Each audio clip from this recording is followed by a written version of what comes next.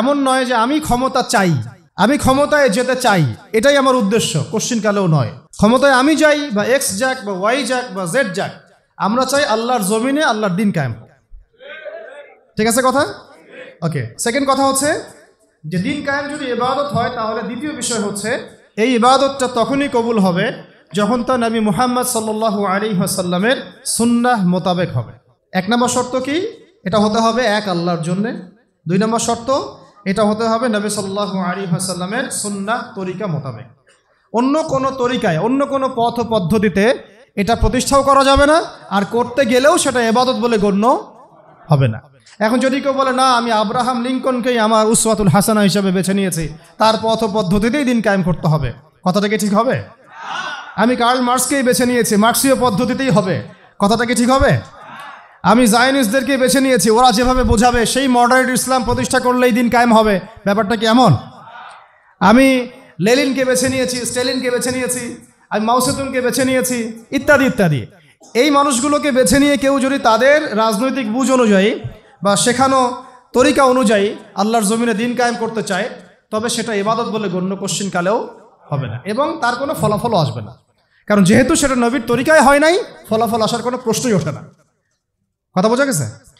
আচ্ছা, তিন নম্বর হচ্ছে অবশ্যই ইবাদত কবুল হওয়ার জন্য আমার রিজিকটা হালাল হতে হবে। কি হতে হবে? কোনো হারামখোরদেরকে দিয়ে আল্লাহর জমিনে দিন কায়েম হবে না। দাড়ি টুপিওয়ালা হারামখোর হোক, দাড়ি টুপি ছাড়া হারামখোর হোক, কোনো হারামখোরকে দিয়ে আল্লাহর জমিনে দিন কায়েম হবে না। আসেন, এখন যেহেতু আমরা জানলাম এটা দিন প্রতিষ্ঠা করা, বোঝা, আমল করা, পালন করা, একামতে দিন, এগুলো ইবাদত, তাই আমাদেরকে অবশ্যই নবী সাল্লাল্লাহু আলাইহি ওয়াসাল্লামের পথ ও পদ্ধতি, সুন্নাহ এবং সিরাত থেকেই হেদায়েত সংগ্রহ করতে হবে। তো এতক্ষণ আমরা পুরা সিরাতের যে গল্পটা একটা গল্প আকারে যে শুনলাম, সেশন বাই সেশন, সর্বপ্রথম কোন বিষয়টা মাথা নাড়া দিয়েছে আপনাদের? প্রথমটা হচ্ছে যে নবী সাল্লাল্লাহু আলাইহি ওয়াসাল্লাম নবুয়ত প্রাপ্ত হওয়ার আগেও যে সমাজটা ছিল, ওই সমাজটাকে আমরা আইয়ামে জাহিলিয়াত বলতাম, মনে আছে? আর ওই আইয়ামে জাহিলিয়াতের যে বৈশিষ্ট্যগুলো, সেগুলো কিন্তু আমরা আলোচনা করেছি, নতুন করে আলোচনা করতে চাচ্ছি না। তাহলে বুঝতে পারলাম ওই জাহিলিয়াতগুলো এখনও সমাজে বিদ্যমান আছে, সেগুলো এখনও পুরোপুরি তো দূর হওয়া অনেক দূরের কথা, বরং ওই জাহিলিয়াতগুলো আগের চাইতেও ভয়ঙ্কর রূপে ফিরে এসেছে আর কি। ঠিক আছে? আগে তো জাহিলিয়াত একটা সীমিত পরিসরে ছিল, এখন সেটা একটা বিস্তৃত পরিসরে আমরা দেশে, জেলায়, গ্রামে, গঞ্জে, আঞ্চলিকভাবে, বৈশ্বিকভাবে প্রত্যেকটা জায়গায় সেই জাহিলিয়াতগুলোকে আমরা আবার আগের রূপে ফিরতে দেখেছি এবং দেখছি। তাই জাহিলিয়াতগুলোকে সবার আগে আইডেন্টিফাই করা হচ্ছে আমার দিন কায়েমের প্রথম পদক্ষেপ। এক নাম্বার, দিন কায়েম করার প্রথম পদক্ষেপ হচ্ছে আমাকে সিরাতের আলোকে ওই আইয়ামে জাহিলিয়াত এবং বর্তমান দেশ এবং বিশ্বকে মেলাতে হবে। ওই জাহিলিয়াতগুলো এখনও বিরাজমান আছে কি না, এটা আমাকে আগে আইডেন্টিফাই করতে হবে। আমি যদি আইডেন্টিফাই করতে না পারি, ব্যর্থ হই, তাহলে সমাধান খুঁজে পাওয়ার প্রশ্নই ওঠে না। আফসোসের ব্যাপার হচ্ছে আমরা অনেকে এখনও সেটা আইডেন্টিফাই করতে পারি না। আমরা যে এখনও জাহালাতের মধ্যে আছি, এটা আমরা এখনও অনেকে আইডেন্টিফাই করতে পারি না। আপনি যে কোনো অর্থ ব্যবস্থার যারা ধারক বাহক বাংলাদেশের, যে কাউকে ডেকে জিজ্ঞাসা করেন যে আপনারা কি মনে করেন আমাদের ইকোনমি খুব ভালো অবস্থায় আছে, এটা কি ধসে যাওয়ার কোনো সম্ভাবনা আছে, বিশ্বের ইকোনমি কি খুব ভালো অবস্থায় আছে, তারা বলবে হ্যাঁ, বিশ্ব এগিয়ে যাচ্ছে, বিশ্ব এগিয়ে যাচ্ছে। রাজনীতি খুব ভালো অবস্থা আছে, হ্যাঁ খুব ভালো অবস্থা আছে, সংস্কার হচ্ছে, সংবিধান সংস্কার হবে, ইলেকশন হবে, আরও ভালো কিছু হবে, এরকমই চিন্তা চেতনা। শিক্ষা, হ্যাঁ শিক্ষা কোনো সমস্যা নেই, things are going all right, তাদের ভাবটা এরকম আর কি। সমাজ, হ্যাঁ সমাজ ঠিক আছে, সংস্কৃতি ঠিক আছে, ওয়ার্ল্ড অ্যাফেয়ার্সও খুব চমৎকার চলছে। তাদের চোখে, তাদের দৃষ্টিতে এই বিশ্ব, দেশ, রাষ্ট্র সব সুন্দর চলছে, কোনো সমস্যা নাই। আর তাদের দৃষ্টিটা হচ্ছে এই বাহ্যিক দৃষ্টি। তারা যদিও কেমব্রিজ, অক্সফোর্ড, হার্ভার্ড থেকে পড়ে এসেছেন, ঢাকা বিশ্ববিদ্যালয়ে ফারাগ হয়েছেন, তবুও তারা বাইরের চোখ দিয়ে দেখেন, ভিতরের চোখ তাদের অন্ধ। আর যদি তারা ভিতরের চোখ দিয়ে দেখতে পারতেন, তাহলে বুঝতেন যে আসলে কোনো সেক্টরই ঠিক নাই। না আমার ব্যক্তি জীবন ঠিক আছে, আর না শিক্ষা, আর না সংস্কৃতি, আর না অর্থনীতি, আর না ব্যবসা বাণিজ্য, আর না আমার রাষ্ট্র, আর না রাষ্ট্রের সংবিধান আর আইন কানুন, কোনো কিছুই ঠিক নাই। প্রত্যেকটা বিষয়ই আইয়ামে জাহিলিয়াতের সেই বিষ বাষ্পের মধ্যেই ঘোরাফেরা করছে, ঘুরপাক খাচ্ছে, এবং বিশ্বের অবস্থা এর চেয়ে অনেক বেশি করুণ। আমরা শুধুমাত্র রাষ্ট্র নিয়ে কথা বলছি, কিন্তু বিশ্বের অবস্থা কিন্তু এর চেয়েও আরও অনেক ভয়ঙ্কর। তো প্রথমে আমাদের যে কাজটা করতে হবে সিরাতের আলোকে দিন প্রতিষ্ঠার পথে এগোতে হলে সবার আগে আমাদেরকে ভাই জাহালাত চিনতে হবে। জাহিলিয়াত কোনটা, জাহিলিয়াত কি কি, কত প্রকার, আইএমএ জাহিলিয়াতে কোন কোন জাহিলিয়াত ছিল, সেই জাহিলিয়াতগুলো কি এখনকার দেশে এবং বিশ্বে আছে কিনা, এটা যদি আপনি ফাইন্ড আউট করতে পারেন আপনার কাজ অর্ধেক হয়ে গেছে আলহামদুলিল্লাহ। এটা ফাইন্ড আউট করতে না পারলে জনবল, সমাজ, রাষ্ট্র, ক্ষমতা, হ্যাঁ আপনার এই যে শোডাউন, আইওয়াস, অর্থ ব্যবস্থা, টাকা পয়সা, এগুলো দিয়ে কিচ্ছু করতে পারবেন না। আগে আপনাকে সমস্যা চিহ্নিত করতে হবে, সমস্যাগুলো কোন কোন জায়গায়। আসলেই কি রাসূল সাল্লাল্লাহু আলাইহি ওয়াসাল্লামের সেই মানে আইয়ামে জাহিলিয়াত যেটাকে আমরা বলছি, তিনি আসার আগের কথা বলছি, ওই জাহালাতগুলো কি এখনও বর্তমান বিশ্বে আছে কিনা, এটা আইডেন্টিফাই করাটা হচ্ছে আমাদের প্রথম চ্যালেঞ্জ এবং প্রথম কাজ। আল্লাহ পাক আমাদেরকে করার তৌফিক দান করেন। দ্বিতীয় বিষয়টা হচ্ছে, খেয়াল করে দেখুন সিরাতের আলোকে, যখন এটা স্পষ্ট হয়ে গেছে যে একটা সমাজ জাহেলি, একটা সমাজ অন্ধকারাচ্ছন্ন, তখন আল্লাহ রাব্বুল আলামিন সেই সমাজটাকে সংস্কার করার জন্যে তার পক্ষ থেকে একজন রাসূল পাঠিয়েছেন। অ্যাজ এ টিচার একজন রাসূল পাঠিয়েছেন এবং তার কাছে আল্লাহ রাব্বুল আলামিন আল্লাহর পক্ষ থেকে তার কিতাব কোরআন এবং সুন্নাহ নাজিল করেছেন। মানে সমাজ সংস্কার করতে হলে, আল্লাহর জমিন থেকে জাহালাত দূর করতে হলে, দিন প্রতিষ্ঠা করতে হলে, ব্যক্তি থেকে নিয়ে রাষ্ট্র পর্যন্ত, আগে আমার একটা জ্ঞানের উৎস লাগবে। একটা কি লাগবে? জ্ঞানের উৎস লাগবে। জাহালাত মানে অন্ধকার, অন্ধকার দূর করতে হলে আমাকে আলো লাগবে। আর এই আলো আমার নিজের বুদ্ধি থেকে, আমার হৃদয় থেকে, আমার বিজ্ঞান থেকে, আমার দর্শন থেকে এটা আবিষ্কৃত হবে না। এই আলো আসবে আল্লাহর পক্ষ থেকে। এই আলো কার পক্ষ থেকে আসবে? আল্লাহর পক্ষ থেকে আসা সেই আলোকে আমরা দুই ভাগে ভাগ করতে পারি। একে তো আমাদের নবী সাল্লাল্লাহু আলাইহি ওয়াসাল্লাম নিজেই সেই আলো, সুবহানাল্লাহ, এবং তার উপরে এসেছে আল্লাহ পাকের পক্ষ থেকে আল কোরআনুল কারীম এবং নবীর সুন্নাহ। এই দুই আলোকবর্তিকা হাতে নিয়ে তিনি এই অন্ধকারাচ্ছন্ন সমাজটাকে সংস্কার করার মিশনে হেঁটেছেন। প্রথম শুরু হয়েছে ইকরা বিসমি রাব্বিকাল্লাযী খালাক দিয়ে, পড়ুন আপনার রবের নামে যিনি আপনাকে সৃষ্টি করেছেন। তারপরে এসেছে ইয়া আইয়ুহাল মুদ্দাসসির, হে কম্বল আবৃত রাসূল, কুম ফাআনযির, আপনি উঠুন সতর্ক করুন। মানে আগে এসেছে পড়াশোনা করার কথা। যখন আমরা সমাজ সংস্কার করতে চাইব, আল্লাহর জমিনে দিন কায়েম করার প্রশ্ন উঠবে, তখন সবার আগে নিজের জীবন থেকে শুরু করতে হবে এবং পড়াশোনা দিয়েই শুরু করতে হবে, জ্ঞান অর্জন দিয়েই শুরু করতে হবে। এটা ছাড়া অন্য কোনো অপশন আমাদের সামনে খোলা নেই। যদি আমরা সেই ওহির জ্ঞানে আলোকিত না হতে পারি, তাহলে আমরা এই অন্ধকারাচ্ছন্ন সমাজকেও আলোকিত করতে পারবো না। সহজ কথা, নিজে যে ব্যক্তি আলোকিত না, সে অন্যকে আলো দিবে কিভাবে? নিজে যেটা আলোকিত না, যে ব্যক্তি বা যে সত্তা আলোকিত না, সে কিভাবে অন্য একটা সত্তাকে আলোকিত করতে পারে? তাই সবার আগে আমাদের প্রয়োজন আল্লাহ পাকের ওহির জ্ঞানের চর্চা বাড়িয়ে দেওয়া। আল্লাহ পাক তৌফিক দান করেন।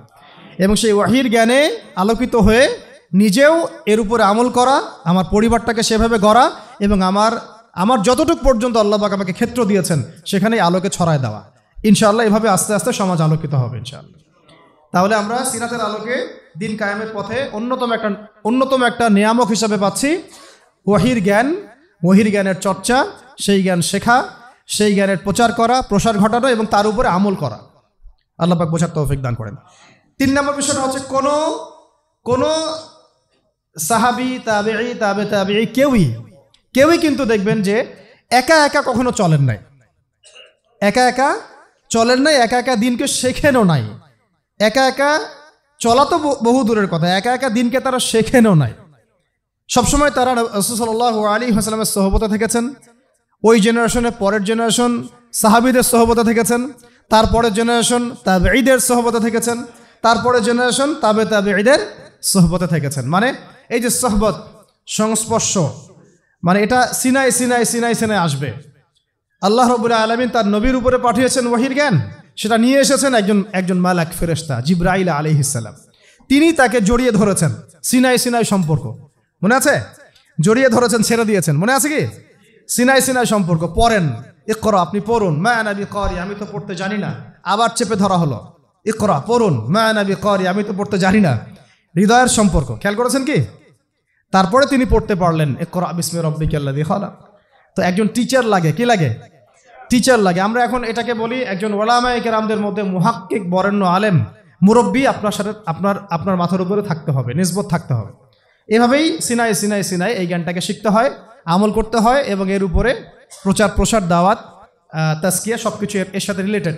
আল্লাহ পাক আমাদের সবাইকে যেন এরকম বরেণ্য উস্তাদ দান করেন। আমি 3 নম্বর এটা বিষয় যে একা একা আমার চলা যাবে না, আমাকে ঐক্যবদ্ধ থাকতে হবে এবং আমার মাথার উপরে অবশ্যই বরেণ্য আলেমদের একটা ছায়া থাকতে হবে। অন্তত একজন মুরব্বী আলেম মাথার উপরে রাখা অবশ্যই জরুরি। আল্লাহ পাক তৌফিক দান করেন। আমি 4 নম্বর বিষয়টা খেয়াল করে দেখুন, আমি জাস্ট পয়েন্ট আকারে শেষ করতেছি।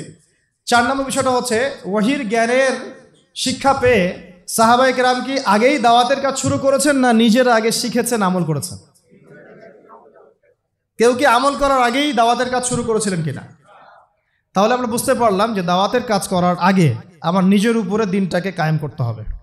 এখন এটা সত্য যে একসাথে তো আমি আর সবগুলো আমল করতে পারবো না, পারবো না। অন্তত ফরজ ওয়াজিব এগুলো যখন আমার আদায় হয়ে যাবে তখন আমি দিনের দাওয়াতের ক্ষেত্রে মনোনিবেশ করবো ইনশাআল্লাহ। এবং এমন বিষয়ের দাওয়াত আমি দিব না যে বিষয়ে আমার কোনো জ্ঞান নাই। আর যে বিষয়গুলো ইখতিলাফপূর্ণ, মতবিরোধপূর্ণ, সেই বিষয়গুলোকে আমি দাওয়াতের মূল এজেন্ডা বানাবো না। দাওয়াতের মূল এজেন্ডা ইখতিলাফি বিষয়গুলো হবে না। দাওয়াতের মূল এজেন্ডা হবে মৌলিক বিষয়গুলো, যেমন ইসলাম, ঈমান, সালাত, সওম, যাকাত, হালাল, হারাম, জায়েজ, নাজায়েজ, এইগুলো হবে আমার দাওয়াতের মূল বিষয়। আকীদাগত বিষয় হোক, আমলগত বিষয় হোক বা ফিকহি বিষয় হোক, আমি আগে মূল বিষয়গুলো দাওয়াত দিব, তারপরে আমি আসবো গভীরে ইনশাআল্লাহ। আল্লাহ পাক তৌফিক দান করেন। ওকে, তো এটা হলো চতুর্থ বিষয়টা। বুঝলাম যে আগে নিজেদেরকে আমলের উপর থাকতে হবে, তারপরে আমরা ইনশাআল্লাহ অন্যকে দাওয়াতের ব্যাপারটাই বেশি জোর দিব। পঞ্চম বিষয় হচ্ছে যে খেয়াল করে দেখুন, প্রথম 3টা বছর, কত বছর? প্রথম 3টা বছর নবী সাল্লাল্লাহু আলাইহি ওয়াসাল্লাম গোপনে গোপনে দিনের দাওয়াত দিয়েছেন। আর আমরা কিন্তু এখন গোপন দাওয়াতটাকে অনেকে দাওয়াতই মনে করি না। আমাকে আগে জানাতে হবে, আমাকে আগে দেখাতে হবে, আমাকে আগে ভিডিওতে আসতে হবে, আমাকে জাতিকে মানে লাইভে এসে বলতে হবে। আমরা গোপনীয়তা রক্ষা করাটাকে সুন্নাহ মনে করি না অনেকে। নবী সাল্লাল্লাহু আলাইহি ওয়াসাল্লাম প্রথম 3টা বছর গোপনে গোপনে ইসলামের দাওয়াত দিয়েছেন। তাহলে বুঝতে পারলাম যে গোপনে দাওয়াত দেওয়াটাও কি এক প্রকার একটা সুন্নাহ। এবং এই গোপন দাওয়াতের মধ্য দিয়ে যে মানুষগুলো দাওয়াত কবুল করেন তারা কিন্তু আবু বকর সিদ্দিক হন, তারা কিন্তু ওমর ইবনে খাত্তাব হন, হামজা রাদিয়াল্লাহু আনহু হন, তারপর আব্দুল বিন মাসউদ রাদিয়াল্লাহু আনহু হন। ওই সময়ের গোপন দাওয়াতে কারা ইসলাম কবুল করেছেন? এই মানুষগুলো। আবু বকর রাদিয়াল্লাহু আনহু, ওমর ইবনে খাত্তাব, উসমান বিন আফফান, তালহা বিন উবাইদুল্লাহ, আব্দুর রহমান বিন আউফ, সাঈদ বিন আবি ওয়াক্কাস, আব্দুল্লাহ বিন মাসউদ, বিলাল বিন রাবাহ, এর যত সাহাবী আছে দেখছেন যারা বদরে, উহুদে, খন্দকে একদম সীসা ঢালা প্রাচীরের মতো নবী সাল্লাল্লাহু আলাইহি ওয়াসাল্লামের পাশে দাঁড়িয়েছিলেন, তারা কিন্তু ইসলাম কবুল করেছেন সেই গোপন দাওয়াতের সময়। তাই আমাদেরকে লৌকিকতা থেকে বের হয়ে আসতে হবে। আল্লাহর জমিনে দিন কায়েম করতে চাইলে কিছু কিছু ক্ষেত্রে অবশ্যই গোপনীয়তার দরকার আছে না নাই? আছে। সব যদি আমরা জানাই দেই তাহলে তো আমাদের গোপনীয়তা, প্রাইভেসি বলে কিছু থাকে না, আর তখন তো আমরা বিপদে পড়ি বেশি। তাই গোপন দাওয়াতের ব্যাপারটাতেও মাথায় একটু জোর দেওয়া। আল্লাহ পাক আমাদেরকে তৌফিক দান করেন। 5 নাম্বার হচ্ছে, কয়টা বললাম? 5 না 4? এটা 5 হয়ে গেছে। 6 নাম্বার হচ্ছে দেখেন, গোপনে দাওয়াত দেওয়ার পরে যখন ওমর, হামজা রাদিয়াল্লাহু আনহুমা তাদের মতো কিছু সাহাবী ইসলাম কবুল করলেন, তখন ইসলামের শক্তি বেড়ে গেল। মানে ওমর রাদিয়াল্লাহু আনহু মানে হচ্ছে তিনি একাই 100 জন কাফেরের বিপক্ষে যথেষ্ট। হামজা রাদিয়াল্লাহু আনহু মানে একাই তিনি 100 কাফেরের এগেনস্টে যথেষ্ট। এবং তাদের শুধু শারীরিক শক্তি ছিল এমন না, তাদের অর্থনৈতিক শক্তিও ছিল এবং সামাজিক রাজনৈতিক শক্তিও ছিল। তারা যখন একটা কথা বলতেন পুরা কওম সেই কথা বিশ্বাস করতো, মানত। এই বনু আদি, তোমরা এই কাজটা করো, বনু আদি চুপচাপ সেই কাজ করবে, কোনো কথা বলবে না। এই বনু আব্দুল মুত্তালিব, তোমরা এই কাজ করো, আমার ভাতিজাকে সাপোর্ট দাও, বনু আব্দুল মুত্তালিব সেইভাবে সাপোর্ট দিবে, নড়াচড়া করবে না। তার মানে বুঝতে পারলাম এইরকম শক্তিশালী কিছু মানুষ যখন আমাদের দাওয়াতের মধ্য দিয়ে আল্লাহর দ্বীনে দীক্ষিত হবে, তখন দাওয়াতটা হবে একদম উন্মুক্ত, প্রকাশ্য, বেগবান। এইরকম মানুষগুলো যখন সিরাতের আদলে নবী সাল্লাল্লাহু আলাইহি ওয়াসাল্লামের দাওয়াতে ইসলামে এসেছেন, তখন থেকে দাওয়াতটা একদম বেগবান হয়েছে, প্রকাশ্য রূপ লাভ করেছে। এখন আমাদের জন্য সুবিধা, এটা আল্লাহ পাকের রহমত যে বাংলার জমিনে প্রকাশ্য দাওয়াত বহু আগে থেকেই শুরু হয়ে গেছে। এটা বহু আগে থেকে, শত শত বছর থেকে আমরা প্রকাশ্য দাওয়াতের অবস্থাতে আছি। আমরা এখানে গোপন দাওয়াতের অবস্থায় নাই। তবে আমরা আমাদের কার্যক্রম কিছু কিছু ক্ষেত্রে কুফার, ফাসেক, জালেম, মোরতাদ, মুনাফিকদের থেকে নিজেদেরকে সেভ করার স্বার্থে, কূটনৈতিক স্বার্থে, দূরদর্শিতার স্বার্থে কিছু বিষয়কে গোপন রাখা উচিত, এটা বুঝিয়েছি আমি। কিন্তু আমাদের দাওয়াত কিন্তু গোপন রাখার সুযোগ নাই, আমরা এখন প্রকাশ্য দাওয়াত দিব ইনশাআল্লাহ। কারণ আলহামদুলিল্লাহ আল্লাহ পাকের রহমতে বহু ওমর বহু হামজা আমাদের ইসলামে বাংলার জমিনে দীক্ষিত হয়েছে আলহামদুলিল্লাহ। আরও হবে ইনশাআল্লাহ, আরও হবে ইনশাআল্লাহ। কিন্তু সমস্যা অন্য জায়গায়। সমস্যাটা হচ্ছে বাংলাদেশের বেশিরভাগ মানুষ দিনকে আংশিকভাবে গ্রহণ করে। বাংলাদেশের বেশিরভাগ মানুষ দিনটাকে আংশিকভাবে গ্রহণ করে। কেউ ব্যক্তি জীবনে গ্রহণ করে কিন্তু অর্থনীতির মধ্যে গ্রহণ করতে চায় না। কেউ অর্থনীতির মধ্যে গ্রহণ করে, রাজনীতির মধ্যে গ্রহণ করতে চায় না। কেউ দেখা যায় নামাজ রোজা হজ জাকাত সবই করে, আবার সুদও খায়, মদও খায়, ঘুষও খায়, দুর্নীতিও করে, আবার মানুষকে ক্রস ফায়ারও দেয়, গুমও করে, তাই না? মানে বাংলাদেশের মানুষের সমস্যাটা অন্য। এখানে কিন্তু ন্যারেটিভটা অন্য একটা বিষয়। এখানে কিন্তু বিষয়টা এমন না যে একবার লা ইলাহা ইল্লাল্লাহ মুহাম্মাদুর রাসূলুল্লাহ পড়েছে মানে সে একদম আবু বকর হয়ে গেছে, নাউযুবিল্লাহ। ব্যাপারটা কিন্তু এমন না। এখানে বহু মানুষ লা ইলাহা ইল্লাল্লাহ মুহাম্মাদুর রাসূলুল্লাহ পড়ার পরেও আব্দুল্লাহ বিন উবাইয়ের অনুসারী হয়ে বসে আছে। বুঝাতে পারছি কথা? তা আমাদের দেশের প্রেক্ষাপটটা আবার কিন্তু ভিন্ন। এটা কিন্তু সিরিয়া না, এটা কিন্তু আপনার প্যালেস্টাইন না, এটা কিন্তু আফগান না যে আপনি এখানে একজন কালিমা পড়া মুসলিমকে চোখ বন্ধ করে বলতে পারেন যে সে ব্যক্তি জান্নাতের সার্টিফিকেট প্রাপ্ত, নাউযুবিল্লাহ। চোখ বন্ধ করে বলতে পারেন সে প্রকৃত মানে বিশুদ্ধ আকীদার অনুসারী, বিশুদ্ধ মানহাজের অনুসারী। চোখ বন্ধ করে আপনি বলতে পারবেন না, যদিও সে ব্যক্তি লা ইলাহা ইল্লাল্লাহ পড়েছে। বাংলাদেশের সমস্যাটা ডিফারেন্ট, কারণ এখানে দর্শনগত আদর্শগত কিছু প্রবলেম আছে। তার মধ্যে একটা প্রবলেম হচ্ছে সেকুলারিজম। বহু মুসলমান কালিমা পড়েও সেকুলার হয়ে বসে আছে। অনেকে মুসলিম নাম হয়ে সাতেম হয়ে বসে আছে। অনেকে মুসলিম নামধারী, তারা দেখা যায় সুদখোর হয়ে বসে আছে।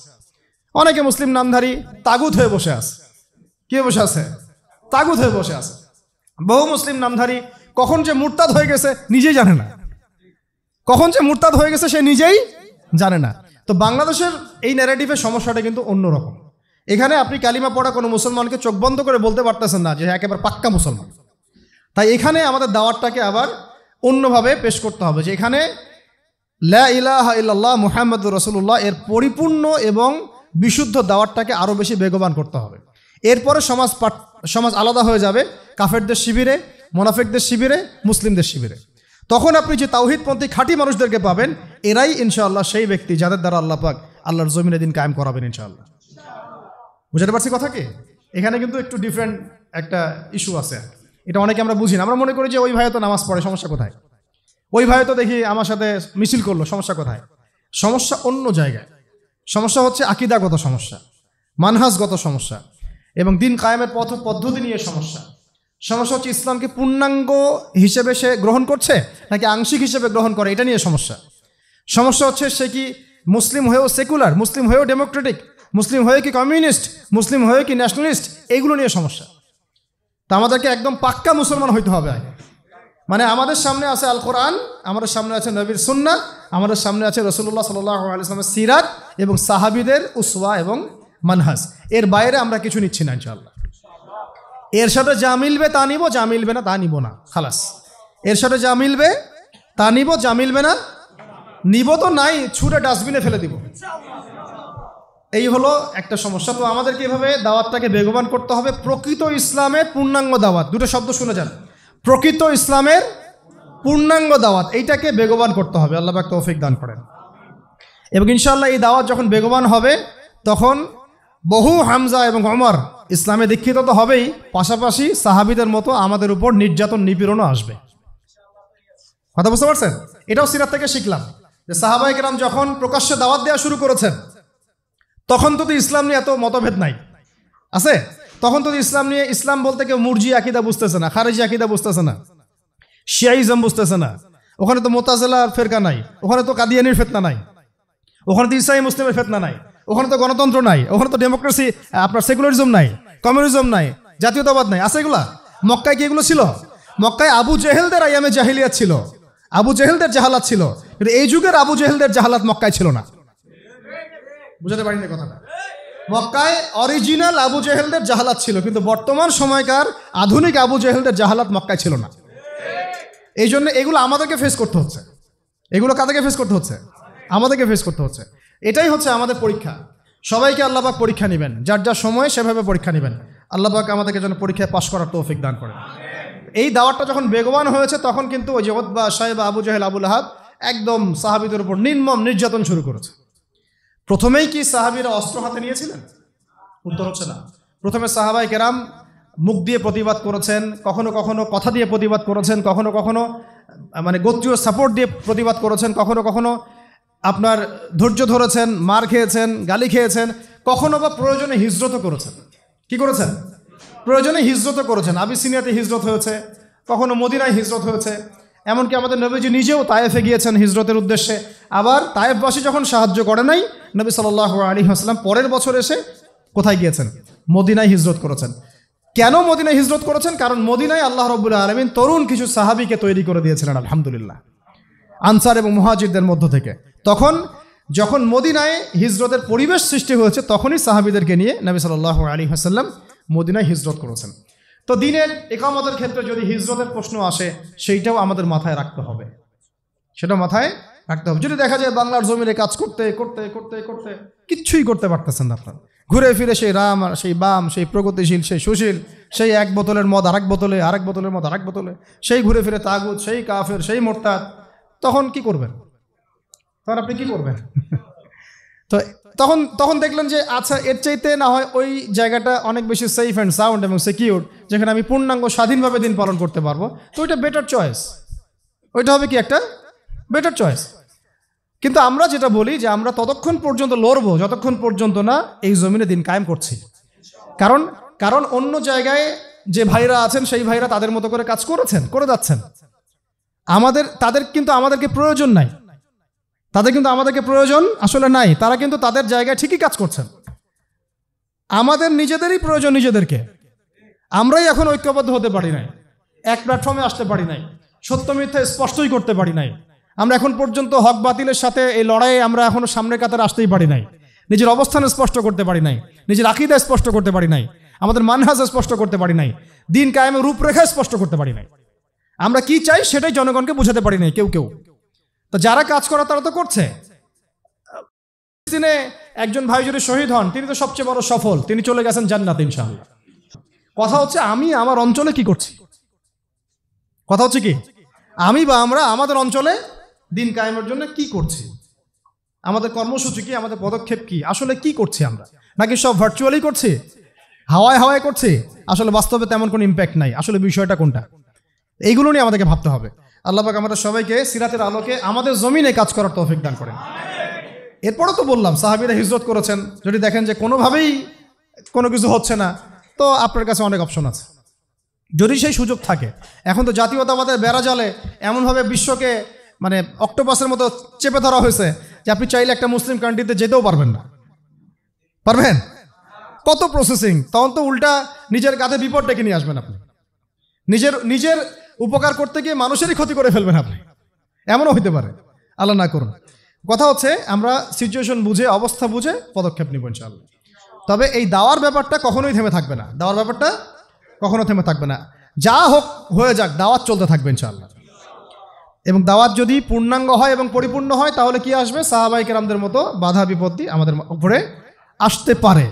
যদি এসে যায় সেক্ষেত্রে আমাদেরকে সবর করতে হবে, কখনো কখনো হিকমা অবলম্বন করতে হবে, কিন্তু মাঠে টিকে থাকতে হবে, মাঠে টিকে থাকতে হবে। আল্লাহ পাক আমাদেরকে টিকে থাকার তৌফিক দান করেন। এরপরে খেয়াল করে দেখেন সিরাতের আলোকে সাহাবায়ে কেরাম এক পর্যায়ে চলে গেলেন কোথায়? মদিনায়। কোথায়?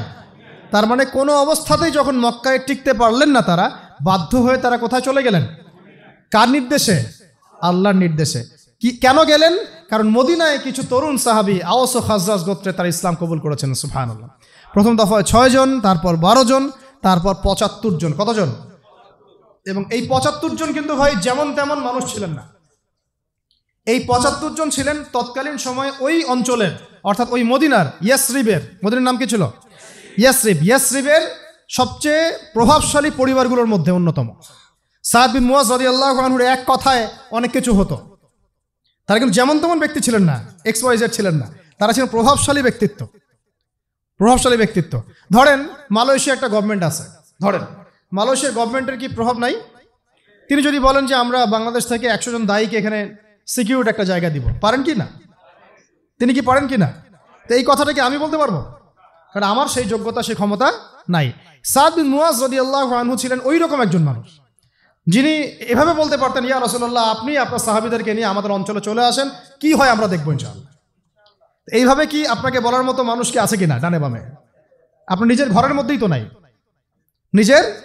নিজের ঘরেই তো নাই। কয়জন আপনাকে এভাবে মানে অভয় দিবে যে হ্যাঁ ইসলামের প্রকৃত বাণী প্রচার করো, আমি তোমার সাথে আছি? কার কলিজা আছে? কতজনের কলিজা আছে? কথা হচ্ছে এই, সাদ বিন মুআজ রাদিয়াল্লাহু আনহুর সাথে আরেকজন সাহাবী আছেন, উনিও সাদ রাদিয়াল্লাহু আনহু। তো ওই সাদ রাদিয়াল্লাহু আনহু ছিলেন আরেকটা গোত্রের সর্দার আবার। তো এরকম বহু বরেণ্য সাহাবী, মুসআব বিন উমাইর রাদিয়াল্লাহু আনহু যখন হিজরত করে গিয়েছেন তখন এই সাহাবীরা তাকে প্রোটেকশন দিয়েছেন, নিরাপত্তা দিয়েছেন, এবং তিনি নির্দ্বিধায় মদিনায় দাওয়াতের কাজ করতে পেরেছেন। তখনই কিন্তু ৭৫টা ফ্যামিলি ইসলাম কবুল করেছে। সুবহানাল্লাহ। এইরকম অনেক সাহাবী আনসারদের মধ্যে, মুহাজিরদের মধ্যে। কথা হচ্ছে যে হিজরত করতে পারলাম কখন? যখন আমরা দেখলাম একটা অঞ্চলের মাশাআল্লাহ বরেণ্য মানুষগণ, যাদেরকে ওই সমাজে মান্য করা হয়, তারা ইসলাম কবুল করেছেন। এই মুনাফিক মার্কা ইসলাম না, প্রকৃত ইসলাম। এবং তারা এমনভাবে দিন কবুল করেছেন, তারা আল্লাহ রসুলের হাতে বায়াত করেছেন যে আপনি আপনার সাহাবীদেরকে এখানে চলে আসেন, আমরা আপনাকে এবং আপনার সাহাবীদেরকে সেইভাবে নিরাপত্তা দিব যেইভাবে আমরা আমাদের সন্তান, আমাদের স্ত্রীদেরকে নিরাপত্তা দিই। বিনিময়ে আমরা কি পাবো ইয়া রাসূলুল্লাহ? নবীজি বললেন যে আল জান্নাহ, তোমরা জান্নাত পাবে। কিভাবে? জান্নাত পাবে। সেখানে হিজরত হলো। হিজরত হওয়া মানে হচ্ছে মদিনায়, দেখেন অনেক কথা বলে, মদিনায় কিন্তু মুসলিমরা সত্যিকার অর্থে সংখ্যাগরিষ্ঠ ছিল না কখনো। অনেকে মনে করেন যে মদিনায় মনে হয় আমরা সংখ্যাগরিষ্ঠ ছিলাম। কথাটা কিন্তু পরিপূর্ণ সঠিক নয়। মদিনায় ইহুদিদের 3টা বড় বড় গোত্র থাকতো। একটা বনু কোরাইজা, অনেক সংখ্যায় তারা। বনু কাইনুকা, এরাও অনেক সংখ্যায়। বনু নাজির, এরাও সংখ্যায় অনেক।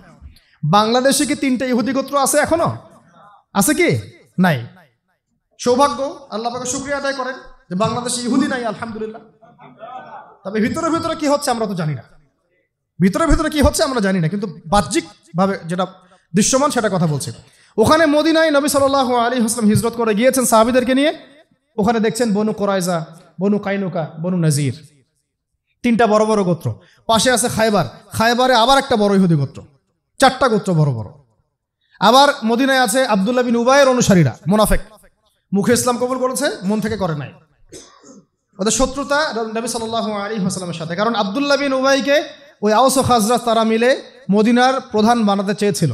নবী সাল্লাল্লাহু আলাইহি ওয়াসাল্লাম যখন সেখানে হিজরত করে গিয়েছেন তখন তিনি হয়ে গেছেন অল ইন অল, একচ্ছত্র অধিকারী।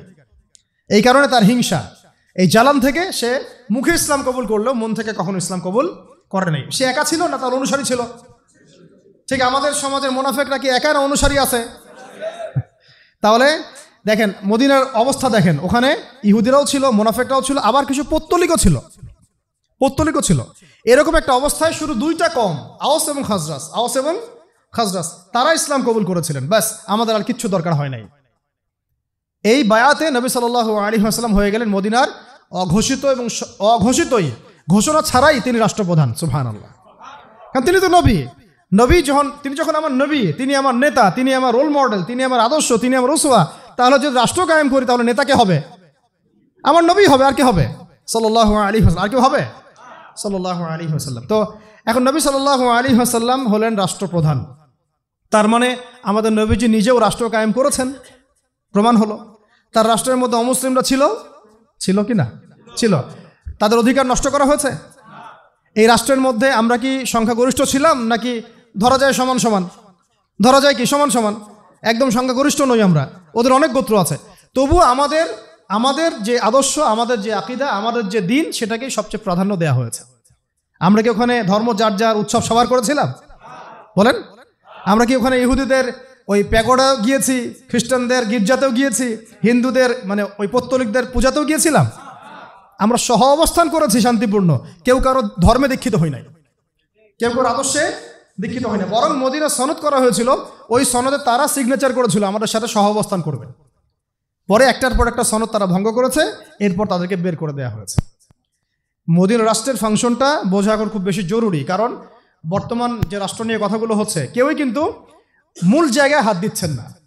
সবাই বলছেন এটা সংস্কার করা দরকার, এইটা সংস্কার করা দরকার, আমাদের সামনে এই পদক্ষেপ নেওয়া যেতে পারে, ওইটা নেওয়া যেতে পারে। কিন্তু আপনি সর্বকালের সর্বশ্রেষ্ঠ মহামানব মুহাম্মদুর রাসূলুল্লাহ সাল্লাল্লাহু আলাইহি ওয়াসাল্লামের নিজের হাতে গড়া মদিনা রাষ্ট্রের ফাংশনটা আপনি কিন্তু নিচ্ছেন না, বরং আপনি তাকে মূল্যায়নও করছেন না। ওই রাষ্ট্রের যে ফাংশন, এর চেয়ে বড় কোনো ফাংশন বিশ্ববাসী দেখে নাই। এমন শান্তির রাষ্ট্র কখনো বিশ্ববাসী দেখে নাই। ওর উপর দাঁড়িয়ে দীর্ঘ 1250 বছর আমরা বিশ্ব শাসন করেছি। কত বছর? 1250 বছর। ওই রাষ্ট্র কাঠামোর উপর দাঁড়িয়ে উমর রাদিয়াল্লাহু আনহুর সেই 10 বছরের খেলাফত চলে গিয়েছে। কেউ এগুলো নিয়ে কথা বলছেন না, কারণ এগুলো নিয়ে কথা বলতে হলে কয়েকটা জায়গায় তাদেরকে আত্মসমর্পণ করতে হবে, যে আত্মসমর্পণটা তারা করতে চাইবেন না। কেন করতে চাইবেন না? আব্বু মাইন্ড করবে। কেন করতে চাইবেন না? আচ্ছা, কথা হচ্ছে আত্মসমর্পণ কোথায় করতে হবে? আল্লাহ নবী দেখেন, বুঝেন, আল্লাহ নবী সাল্লাল্লাহু আলাইহি ওয়াসাল্লাম ইহুদিদের সাথে রাষ্ট্রে ছিলেন, পৌত্তলিকদের সাথে ছিলেন, এখানে মুনাফিকদের সাথে ছিলেন, কিন্তু ওই রাষ্ট্রটা কি মানব রচিত তন্ত্রমন্ত্র আইন দিয়ে চলেছিল নাকি আল্লাহর ওহী দিয়ে চলেছে? ভালো করে বুঝে বলেন। ওই মদিনা রাষ্ট্র কি মানব রচিত তন্ত্র মন্ত্র বা সংবিধান দিয়ে চলেছে নাকি আল্লাহর ওহী কুরআন এবং হাদিস দিয়ে চলেছে?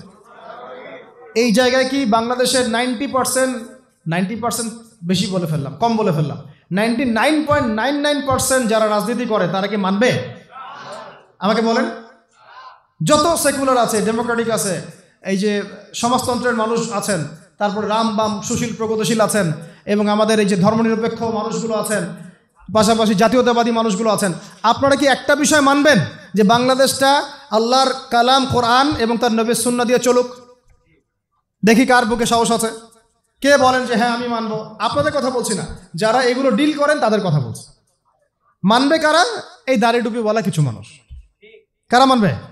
এই দাড়ি টুপি বলা, পাগড়ি জুব্বা পরা কিছু মানুষ, যাদেরকে তারা বলে মৌলবাদী। কি বলে? যাদেরকে তারা বলে এরা হচ্ছে ধর্মান্ধ, এরা হচ্ছে তৌহিদি জনতা। এটা আবার নতুন গালি দিচ্ছে আর কি, তাই না? আপনারা বলবেন তৌহিদি জনতা এটা আমাদের ফখরের পরিচয়, এটা আমাদের গর্বের পরিচয়। তোমরা যদি তৌহিদি জনতা হতে না পারো তাহলে কাফেরদের জনতা হয়ে যাও, আর তৌহিদি জনতা হতে না পারলে দিন শেষে তোমাকে কাফের জনতাই হতে হবে, অথবা মুনাফিকদের জনতা হবে, এর বেশি কিছু হতে পারবে না। কথা হচ্ছে একটা সহজ সরল কথা বলি, এত কিছু, দেশের শিক্ষা, দেশের অর্থনীতি, দেশের রাজনীতি, দেশের আপনার সংস্কৃতি ইত্যাদি ইত্যাদি, দেশের সংবিধান, সংস্কার, নির্বাচন, একটা বিষয় কি আপনারা মানবেন? কেউ যারা এগুলো করছে তারা কি একটা বিষয় মানবে যে আসেন বাংলাদেশে যেহেতু 90% মুসলিমের দেশ, এই দেশটাকে আমরা আল্লাহর কোরআন দিয়ে শাসন করি, নবীর হাদিস দিয়ে শাসন করি, ইসলামের বিধানগুলো দিয়ে শাসন করি, তারা কি মানবে? প্রশ্ন হচ্ছে কেন মানবে না? উত্তর হচ্ছে, এটা তো একটা উত্তর আছেই, তাদের উপরে যারা থাকে তারা মাইন্ড করবে, তাদের আবার তাকত থাকবে না, ক্ষমতা থাকবে না, তারা এসে সেখানে এটাকে মৌলবাদী রাষ্ট্র বলতে পারে ইত্যাদি, তাই না? তো কথা হচ্ছে তারা নিজেরা কেন মানবে না? তারা তো মুসলিম। ব্যক্তি জীবনে তারা যেহেতু নিজেরাই ধর্ম পালন করে না, তাই রাষ্ট্র পর্যায়ে ধর্ম পালনের প্রশ্নই ওঠে না। এটা মূল কথা আর কি। তারা কিন্তু ব্যক্তি জীবনে ধর্ম পরিপূর্ণরূপে পালন করেন না, তাই রাষ্ট্র ব্যবস্থায় ধর্ম প্রতিষ্ঠা তো কোনো প্রশ্নই ওঠে না। অথচ আমাদের চোখের সামনে এই 12-13টা মুসলিম রাষ্ট্রের নাকের ডগায় বসে রাষ্ট্র দেখিয়ে দিল কিভাবে রাষ্ট্র তৈরি করতে হয়। ওরা ওদের রাষ্ট্র ইহুদি ধর্ম অনুযায়ী সাজায়, তাওরাত অনুযায়ী চালায়। তার ওই জায়গাটাকে মনে করে হোলি ল্যান্ড। কথা বুঝতে পারছেন? মিশরের নীলনদ থেকে শুরু করে ইরাকের ইউফ্রেটিস পর্যন্ত এই পুরো জায়গাটাকে তারা মনে করে হোলি ল্যান্ড। কি মনে করে? হোলি ল্যান্ড। এবং তারা মনে করে তাওরাতে নাকি তাদেরকে প্রতিশ্রুতি দেওয়া হয়েছে এই জায়গাটা শুধু তাদেরই। আর এই জায়গায় যেহেতু মুসলমানরা আছে, এরা এখানে উদ্বাস্তু, এরা এখানে জবরদখল করেছে, এদেরকে বের করে দিলে নেকি হবে ওদের, নাউজুবিল্লাহ। এই কারণেই বাচ্চাকে মারতে ওদের হাত কাঁপে না। আমি কি বুঝাতে পারছি কথা? বুঝতে পারিনি মনে হয়। এই কারণে আপনি ওদেরকে এত আগ্রাসী দেখেন, এত ভায়োলেন্ট দেখেন। এইভাবে তারা হাসপাতাল মারে। কেন মারে? ওরা নেকির আশায় করে কাজ।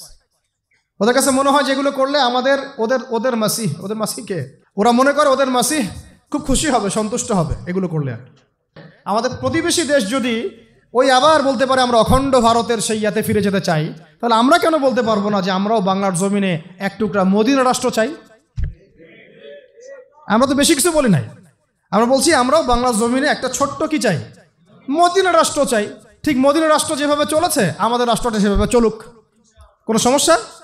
আমাদের সমস্যা নেই। সমস্যা কাদের? সমস্ত রামদের সমস্যা, বামদের সমস্যা, সেকুলারদের সমস্যা, তথাকথিত গণতান্ত্রিকদের সমস্যা, জাতীয়তাবাদীদের সমস্যা, ক্ষমতা লোভীদের সমস্যা, সমস্ত ফাসেক, জালেম, কাফের, মোরতাদ, মুনাফিকদের সমস্যা। আমাদের কোনো সমস্যা নাই। আমাদের সমস্যা আছে? যদি চোরের হাত কাটা হয় আমরা খুশি হব, কিন্তু চোরের হাত কাটা হলে ওরা কষ্ট পাবে, কারণ কোন দিন যে তার হাতটা আবার কাটা যায়। রিবা বন্ধ হয়ে গেলে আমরা খুশি হব, সে রিবা বন্ধ হয়ে গেলে আমরা কি হব? খুশি হব। সে বন্ধ হয়ে গেলে কষ্ট পাবে। রিবা বন্ধ হয়ে গেলে ওর তো অনেক কিছু ধসে যাবে। টিকে আছে রিবার উপরে। ইকোনমিক্সের আলোচনা শুনেছেন? কিছুটা তো বুঝতে পারছেন নাকি? যদি মাদকদ্রব্য সেবন করলে বেত্রাঘাত করার আইন আসে, আমাদের তো কোনো সমস্যা নেই, কারণ আমরা মাদক চিনিও না, জানিও না। আর যারা মদ খেয়ে রিমান্ডে আসে হুজুরকে মারতে, ওদের তো সমস্যা। রিমান্ডে হুজুরকে মারার আগে মদ খেয়ে আসে। মদ খাইলে আপনি বুঝতে পারবেন না যে আপনি আসলে কি করতেছেন, কাজটা ভালো না খারাপ, সেন্স থাকবে না আপনার। তখন মাদকদ্রব্য খেয়ে রিমান্ডে মানুষকে নির্যাতন করে ভিডিও গেম খেলতে চলে যেতে পারবেন। এইগুলো হয়েছে আয়নাঘরের ঘটনা। আমি নিজের কথা বলতেছি না, এগুলো বহু ঘটনা বাংলাদেশের মানুষ সাক্ষী আছে। আর যে সত্যগুলো উপস্থাপিত হয়েছে, এগুলো সত্যের 10%ও না, 90% এখনো কিছুই আমরা জানি না। এটা কবে জানবো আমরা জানি না, আদৌ জানবো কিনা তাও জানি না। বুঝতে পারছি কথা? শুধুমাত্র ইসলামী খেলাফা হুকুমাত ইমারা বা ইসলামী মদিনা রাষ্ট্রের মতো কোনো কাঠামো আসলে তখন সমস্ত রহস্যগুলো উন্মোচিত হবে ইনশাআল্লাহ।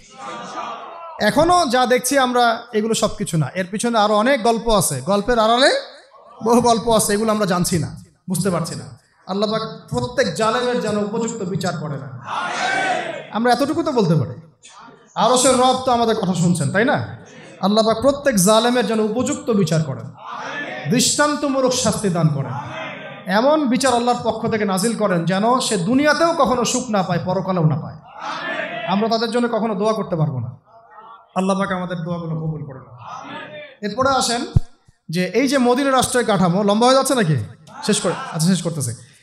এই কাঠামোটা কি আমাদের এখানে ইমপ্লিমেন্ট করা যায় না? আসলে যাবে কি? আচ্ছা, এখন আপনাদেরকে আমি বুঝাই। রাষ্ট্র গঠন করতে কয়টা উপাদান লাগে? 4টা। ভূখণ্ড লাগে, আমাদের ভূখণ্ড আছে। জনসংখ্যা লাগে, আমাদের জনসংখ্যা আছে।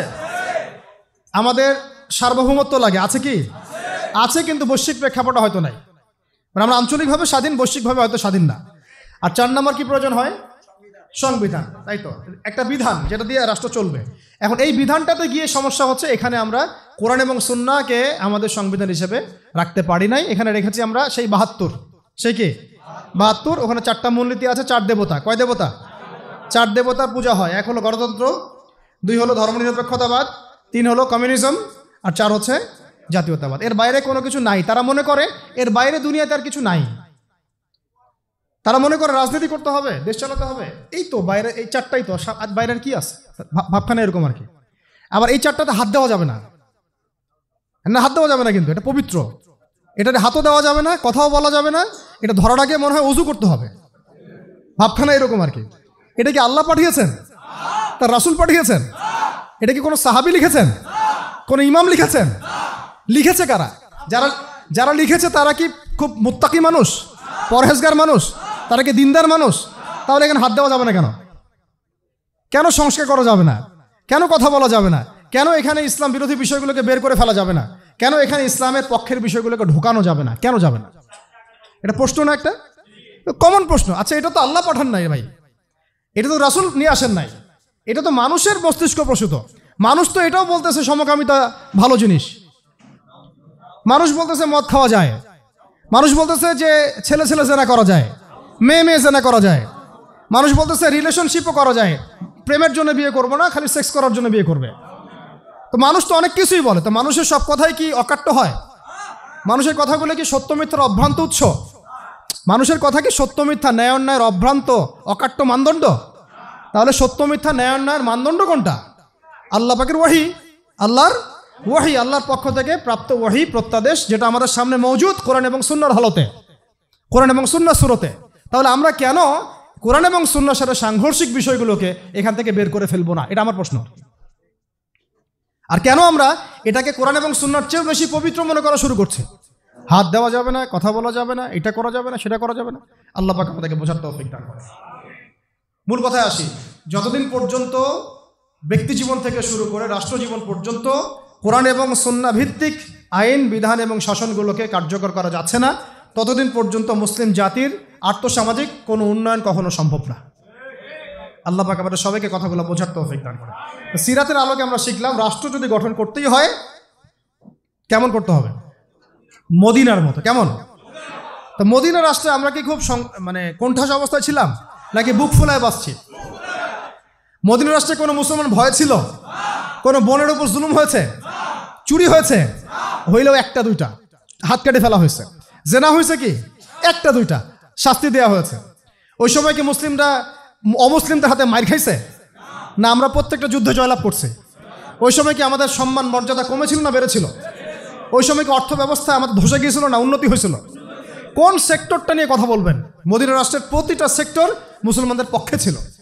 আর আজকে এই সেক্টরগুলো মিলান, কোন সেক্টরে আমরা এগিয়ে আছি? শিক্ষা এগিয়ে আছে কি? সমাজ কল্যাণ এগিয়ে আছে? আমরা কি বিজ্ঞান প্রযুক্তিতে এগিয়ে আছি? আমরা কি অর্থ ব্যবস্থা এগিয়ে আছি? আমরা কি ক্ষমতার দিক থেকে বিশ্বের অন্য রাষ্ট্রকে ডমিনেট করতে পারছি? আমরা আসলে কোন দিক দিয়ে এগিয়ে আছি? কোন দিক দিয়ে এগিয়ে আছি? এক্স্যাক্টলি আমরা শুধু এগিয়ে আছি দুর্নীতির দিক দিয়ে, খেয়ানতের দিক থেকে, জুলুমের দিক থেকে, ব্যভিচারের দিক থেকে, ধর্ষণের দিক থেকে, খুনের দিক থেকে, গুমের দিক থেকে, ক্রসফায়ারের দিক থেকে, এগুলো দিয়ে আমরা এগিয়ে আসি। এগিয়েটা আমরা আসি কোন দিক থেকে? তো আল্লাহ পাক আমাদেরকে কথাগুলো বোঝার তৌফিক দান করে। এরপরে আমরা আর কোনো প্রকার এই নতুন বোতলে পুরাতন মদ খাইতে চাই না। আমরা চাই আল্লাহ পাকের জমিনে আল্লাহর দিন যেন পরিপূর্ণ বাস্তবায়িত হয়। এটার জন্য আপনাদের অনেক ভূমিকা আছে। ভূমিকাগুলো হচ্ছে, দেখেন, এই রাষ্ট্রটা আসমান থেকে নাজিল হয় নাই, ওই সাহাবীরা গড়েছেন। নবী সাল্লাল্লাহু আলাইহি ওয়াসাল্লামের সাথে থেকে সাহাবায়ে কেরাম কি করেছেন? গড়েছেন। তো এটা মানুষকেই করতে হবে, আমাদেরকেই করতে হবে, গড়তে হবে। গড়ার জন্যে আগের ধাপগুলো তো বললাম, পড়াশোনা, আপনার জাহালাতগুলোকে শেষ। তো আমাদের করণীয়গুলো হচ্ছে যে আল্লাহ পাকের জমিনে দিন কায়েম করতে হলে আমাদেরকেও সাহাবীওয়ালা জিন্দেগি যাপন করতে হবে। আমাদেরকে এই যুগের আবু বকর, ওমর, ওসমান, আলী হতে হবে। আদারওয়াইজ আমাদের দ্বারা মদিনা রাষ্ট্র কায়েম হবে না। এরপরে দেখেন, মদিনা রাষ্ট্র কায়েম হওয়ার পরে মক্কা বিজয় হয়েছিল না? মদিনা থেকে মক্কা বিজয়, এই যে পুরো রাস্তাটা মদিনা থেকে মক্কা বিজয় মাত্র 8 বছর থেকে 9 বছরের ঘটনা। এই 8-9 বছরের মধ্যে ইসলাম শুধু তাবলিগের মধ্যে সীমাবদ্ধ থাকে নাই। দাওয়াত হয়েছে, তাবলিগ হয়েছে, অর্থ ব্যবস্থাকে স্বাবলম্বী করা হয়েছে, রাষ্ট্রীয় নিরাপত্তা নিশ্চিত করা হয়েছে, আল্লাহ প্রদত্ত সংবিধান রাষ্ট্রে প্রয়োগ করা হয়েছে, তার আনসার মুহাজিরদের মধ্যে ভ্রাতৃত্বের বন্ধন স্থাপন করা হয়েছে, বহির্বিশ্বে দাওয়াতের কাজ করা হয়েছে, এবং বেশি থেকে বেশি গাজওয়া এবং সারিয়া হয়েছে। গাজওয়া এবং সারিয়া মানে দাওয়াতের সাথে তাবলিগের সাথে জিহাদ এবং কিতাল হয়েছে। এগুলো যখন হতে হতে হতে আমাদের জনসংখ্যা বৃদ্ধি পেয়েছে, আমাদের টেরিটরি এক্সপ্যান্ড করেছে, পাশাপাশি আমাদের অর্থ ব্যবস্থাও সমৃদ্ধ হয়েছে, আস্তে আস্তে প্রায় বিনা যুদ্ধে আমরা কিন্তু মক্কা জয় করেছি। তার মানে একবার মদিনা রাষ্ট্র তৈরি করতে পারলে মক্কা বিজয় করাও সম্ভব। আর মক্কা বিজয় করতে হলে আপনাকে মদিনা রাষ্ট্র গঠন করতেই হবে, আদারওয়াইজ আপনি বিশ্ব জয় করতে পারবো না। আমরা বিশ্ব জয় করতে পারবো না। আমাদের সবার স্বপ্ন একটা না, যে বাইতুল মুকাদ্দাস বিজয় লাভ করুক, ফাতহ হোক, মধ্যপ্রাচ্যে শান্তি ফিরে আসুক, আমাদের মুসলিম কান্ট্রিগুলোর দুর্দশা দূর হোক, আমরা সবাই এক হয়ে যাই, এই জাতীয়তাবাদের জাহালাতগুলো দূর হয়ে যাক, কালিমা পতাকা লা ইলাহা ইল্লাল্লাহ মুহাম্মাদুর রাসূলুল্লাহ প্রত্যেকটা ঘরে ঘরে উড়ুক। এটা আমরা চাই না? যদি চাই তাহলে আমাদেরকে সবার আগে মদিনা রাষ্ট্রগুলো কায়েম করতে হবে। প্রত্যেকটা অঞ্চলে অঞ্চলে এক একটা করে ছোট ছোট মদিনা রাষ্ট্র দরকার। তারপরে দেখবেন বৃহত্তর পরিবেশে ইনশাআল্লাহ তাআলা মক্কা বিজয় হবে। আমরা এটা হাদিস থেকে জানি যে ইমাম মাহদির সময় এবং ঈসা ইবনে মারইয়ামের সময় তারা প্রায় 40 বছর, কত বছর? 40 বছর এই পুরো বিশ্বকে ইসলামী খেলাফতের আন্ডারে নিয়ে আসবেন ইনশাআল্লাহ। কত বছর? 40 বছর। ইমাম মাহদির ইন্তেকাল হবে আগেই, হয়তো 7 বা 9 বছর পরেই আত্মপ্রকাশের, কিন্তু ঈসা আলাইহিস সালাম 40 বছর পর্যন্ত ওই বাইতুল মুকাদ্দাস জেরুজালেম থেকে পুরো বিশ্বের মধ্যে ইসলামী খেলাফা কায়েম করবেন ইনশাআল্লাহ। তখন এই জাতীয়তাবাদের জাহালাতগুলোও থাকবে না, পতাকা হবে একটা। পতাকা হবে কয়টা? একটা ইনশাআল্লাহ তাআলা। এবং দেখবেন, আপনাদের কি মনে হয় তিনি আসার পরে আব্বুদের কাছে যাবেন, গিয়ে বলবেন যে আমাদেরকে লোন দেন, হ্যাঁ আমাদেরকে জাতিসংঘের সদস্য পদ দেন, অ্যাপ্লাই করবেন? দৃশ্যটা কেমন মনে হয়? ঈসা আলাইহিস সালাম বসে আছেন জাতিসংঘে, ব্যাপারটা কেমন লাগে? আসলে এগুলো কখনো হবে না ইনশাআল্লাহ, হবে না তো হবেই না, বরং ওই সময় এ ধরনের কোনো তাগুতি সিস্টেমের অস্তিত্বই থাকবে না ইনশাআল্লাহ। আচ্ছা, একটা সময় কি এরা ছিল? আজকে থেকে 150-200 বছর আগে তারা কি ছিল? ওই সময় যেমন তারা ছিল না, ভবিষ্যতেও তারা থাকবে না। মাঝখানের এই সময়টুকুতে তারা শুধু পুরো বিশ্ববাসীকে দাজ্জালের শাসনের আন্ডারে নিয়ে আসার জন্য এই তন্ত্রমন্ত্রগুলো লঞ্চ করেছে, আর কিচ্ছু না, আর কিচ্ছু না, শুধুমাত্র এই 200, 300, 400 বছরের বিষয়গুলো। আল্লাহু আ'লাম বিস-সাওয়াব, সঠিক আল্লাহ পাক জানেন, কিন্তু সময়সীমা এতটুকুই ইনশাআল্লাহ আযজা ওয়া জাল্লা। দেখবেন সামনে দেখবেন পুরো দিন বদলাই গেছে ইনশাআল্লাহ। এদের না থাকবে কোনো অস্তিত্ব, না থাকবে কোনো ক্ষমতা, আর না থাকবে কোনো দৌরত্ব, না থাকবে কোনো দাপট ইনশাআল্লাহ আযজা ওয়া জাল্লা। তো আমরা বুঝতে পারলাম যে এইভাবে সিরাতের আলোকে যদি আমরা দিন কায়েম করতে চাই, তাহলে আমাদেরকেও সাহাবিওয়ালা সেই জিন্দেগি করতে হবে। প্রথমে বলেছিলাম ভাই কি, জাহালাত চিনতে হবে, তারপরে দিনের ইলম অর্জন করতে হবে, অবশ্যই আমল বাড়াতে হবে, হালাল খাইতে হবে, মুরব্বী ওলামা ইকরামদের সোহবতে থাকতে হবে, এবং তাসকিয়া অর্জন করতে হবে, আত্মশুদ্ধি অর্জন করতে হবে। এরপরে দাওয়াতের কাজ করতে হবে। দাওয়াতের ক্ষেত্রে আমাদেরকে গোপন দাওয়াতও থাকবে, প্রকাশ্য দাওয়াতও থাকবে। এ দাওয়াত দিতে গিয়ে আংশিক দাওয়াত দিব না, পূর্ণাঙ্গ ইসলামের দাওয়াত দিব ইনশাআল্লাহ। আর এই পূর্ণাঙ্গ ইসলামের প্রকৃত দাওয়াত দিতে গেলে সমাজের মধ্যে হক আর বাতিলের কনফ্লিক্ট সৃষ্টি হবে। তখন দেখা যাবে অনেক বাতিলপন্থী আমাদের দলেও যেমন আসবে, তেমনি অনেক বাতিল আমাদের উপর আগ্রাসী ভূমিকাও রাখতে পারে। ওই সময় আমাদেরকে সবর করতে হবে, ধৈর্য ধরতে হবে। প্রয়োজনে হিজরতের রাস্তাও খোলা আছে, কিন্তু আমরা দাওয়াত কখনো বন্ধ রাখবো না। এরপরে আল্লাহ রাব্বুল আলামিন ইনশাআল্লাহ আস্তে আস্তে এইভাবে দাওয়াতের কাজ করতে থাকলে, তাবলীগের কাজ করতে থাকলে, প্রয়োজনে গাজওয়া এবং সারিয়ার মধ্য দিয়ে ইনশাআল্লাহ এক পর্যায়ে আমরা যদি মদিনা রাষ্ট্র কায়েম করতে পারি, একদিন মক্কা বিজয় হবে ইনশাআল্লাহ। আল্লাহ পাক আমাদের সবাইকে সিরাতের আলোকে দিন কায়েম করার তৌফিক দান করেন। আবার বলছি, আল্লাহ পাক আমাদের সবাইকে সিরাতের আলোকে দিন কায়েম করার তৌফিক দান করেন। সিরাতের আলোকে দিন কায়েম করতে হলে সবাইকে সিরাত তো পড়তে হবে নাকি? আজকের কনফারেন্স থেকে আমরা একটা প্রত্যয় ব্যক্ত করি যে আমরা আগামী 1 মাসের মধ্যে, কয় মাস? আগামী 1 মাসের মধ্যে কমপক্ষে 3টা সিরাতের বই পড়ে শেষ করবো ইনশাআল্লাহ। রাজি আছি তো ইনশাআল্লাহ? আর বেশি বেশি পড়াশোনা করতে হবে, আমল বাড়াতে হবে, ওলামা ইকরামের সোহবতে থাকতে হবে, হারাম খাওয়া যাবে না, এবং ইসলাম বিরোধী কোনো তৎপরতার সাথে সম্পৃক্ত হওয়া যাবে না। এখন আমাদের সামনে এই বাংলাদেশকে নতুন করে বিনির্মাণ করার সময়, এবং এই সুযোগটা যদি আমরা হাতছাড়া করি, আমরা আরও 50 বছর পিছিয়ে যাব। কথা বুঝতে পারছেন? যদি আমরা এখন এই সুযোগটা হাতছাড়া করি, বা আমরা যদি পিছুপা হই এবং হক আর বাতিলকে স্পষ্ট না করি, তাহলে আমরা আরও 50 বছর পিছায় যাব। কিন্তু এটা আমরা হতে দিতে চাই না। তাই আমরা চাই সবাই মিলে এখন থেকে আমরা দাওয়াতের কাজ করবো ইনশাআল্লাহ। আমরা তো শান্তিকামী জনগণ, আমরা কি উগ্র হতে চাই? বা আমরা কি আদৌ উগ্র? আমরা কি আদৌ জঙ্গি? আমরা কি আদৌ সন্ত্রাসী? হ্যাঁ, যখন তারা ইসলামের বিপক্ষে অবস্থান নেবে, কোরআন এবং সুন্নাহর বিপক্ষে অবস্থান নেবে, আল্লাহ বিরোধী আইন করবে, আল্লাহর হালালকে হারাম করবে, আল্লাহর হারামকে হালাল করবে, আল্লাহকে গালি দিবে, রাসূলকে গালি দিবে, তখন কি আমরা চুপ করে বসে থাকবো? তখন আমাদের এই প্রতিবাদটাকে কি তারা বলবে এটা উগ্রতা? যদি তারা আমাদের সেই প্রতিবাদকে উগ্রতা বলতে চায়, তাহলে আমরা বলবো তাহলে তো আপনারা উগ্রতা প্রদর্শন করে ক্ষমতায় গিয়েছেন। তাহলে কি এটা উগ্রতা ছিল? কখনোই না। আমরা কি তাদেরকে উগ্র বলেছি? আমরা কি আমাদের মাজলুম ভাইদেরকে কখনো উগ্র বলেছি? তারা জুলুমের শিকার হয়েছিলেন, প্রতিবাদ করেছেন, আলহামদুলিল্লাহ। আমরা তাদের জন্য দোয়া করি, তাদের শহীদদের জন্য দোয়া করি, এবং তাদের যারা আহত তাদের জন্য আমরা শেফার দোয়া করি। তাদেরকে আল্লাহ পাক আরও বড় করেন, আমরা সেই দোয়া করি, কারণ তারা মাজলুম ছিলেন, তারা জালেমের প্রতিবাদ করেছেন। তো আমরাও যখন মাজলুম হব, আমাদের চোখের সামনে জুলুম দেখব, আমরা কি চুপ করে বসে থাকবো? তখন যদি আপনারা আমাদেরকে জালেম বলতে আসেন, তাহলে কিন্তু আমরা আপনাদেরকে চিনব না। শোনেন, অভ্যুত্থান হয়েছে, এখনো বিপ্লব হয় নাই। একটা অভ্যুত্থান হয়তো হয়েছে, এখনো পরিপূর্ণ ইসলামী বিপ্লব কিন্তু হয় নাই। পরিপূর্ণ ইসলামী বিপ্লব তখনই হবে যখন ইনশাআল্লাহ তাআলা আমরা আমাদের অঞ্চল থেকে শিরকের শেকড়টা উপরে ফেলে তাওহীদ প্রতিষ্ঠা করবো ইনশাআল্লাহ। কুফরের শেকড় উপরে ফেলে আমরা ইমানের বীজ বপন করবো ইনশাআল্লাহ।